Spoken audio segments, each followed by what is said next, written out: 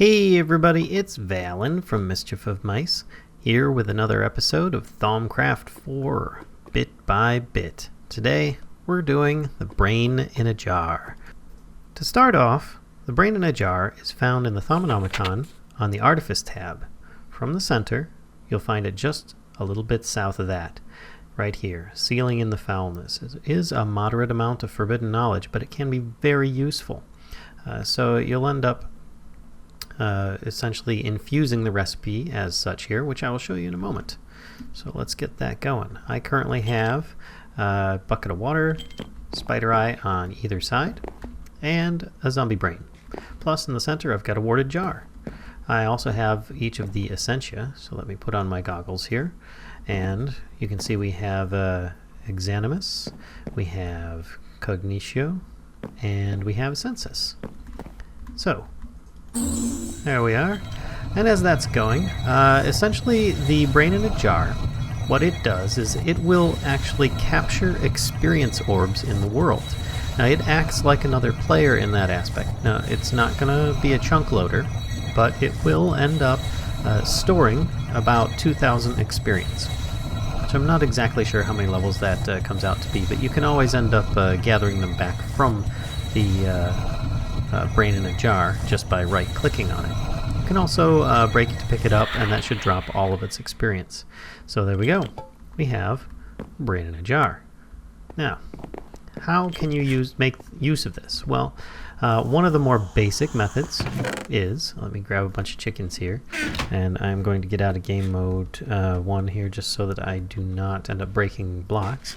And I'm going to drop the brain in a jar here. So you can see little guys here. He's just like this floating, hissing brain in a jar. Now, he is still hungry for brains, but he's, instead of eating brains because he doesn't have a mouth, going to just try and absorb orbs, experience orbs, as I said. So let me start off by making a lot of noise with a lot of chickens. Alright, so we're going to spawn a whole lot of chickens in here. That should be good for now. And then, as I kill these guys off, he's going to absorb the experience orbs. Now I might get a few because I also am nearby, but whoever's closer should get them.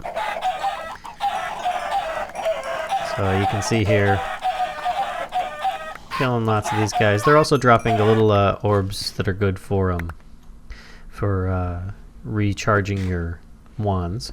But you'll see here, if I right click on him, he gives experience, because he just picked up the experience from those chickens. So you can keep on picking those up, or you can try to break him. I don't think that the wand is specifically the best tool for that. I wonder if I can do it with the axe here. There we go. And you can pick him up that way, and then you can put him down elsewhere in the world. So there we go. And I already absorbed all the experience out of him, so no biggie there.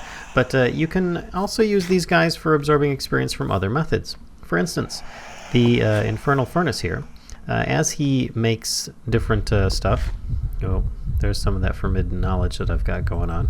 But if you start having your Infernal Furnace making items, he will absorb the experience points gathered from that material made. So it's sort of like, in this case, I've just got wood in there making charcoal, so you get experience for that. So you can get that from him. Get plenty from that way. Now there is another method. Let me head over here to a little fertilization area that I have. Sounds kind of weird, but I'm going to change into another mode so that I can respawn a bunch more of these cows. So you see here I've got a lamp of fertility plus this here, and you'll get experience orbs, oh there goes, just from them breeding, but also I've got a butcher golem here, and he will end up butchering excess animals beyond the primary 2 couple. So the experience orbs from those, because he has a visor which will allow anything he kills to drop experience orbs, will also be absorbed by the brain in a jar, or myself since I was close by. And of course you just right click and you can get yourself the experience orbs that it has stored in there. And just as a little heads up there, I'm going to get myself one of those brain in a jars, and so I can show you guys chicken what we've got here. gonna close this. Now you can see it's very dark. Sorry for those on YouTube that are looking at this. It's to prove a point. If I put this guy down, it lights up the room. So you'll want to be aware he is a bit of a light source. So if you have a mob spawner set up where guys are being killed for experience, then you're going to want to keep in mind that this needs to be a bit further away. Perhaps having the bad guys in the spawner being pushed away from their spawn area so that his light source does not interfere with that. But yeah, that's pretty much it for this. Hope you guys enjoyed the episode. If so, like would be appreciated. And until next time, see ya.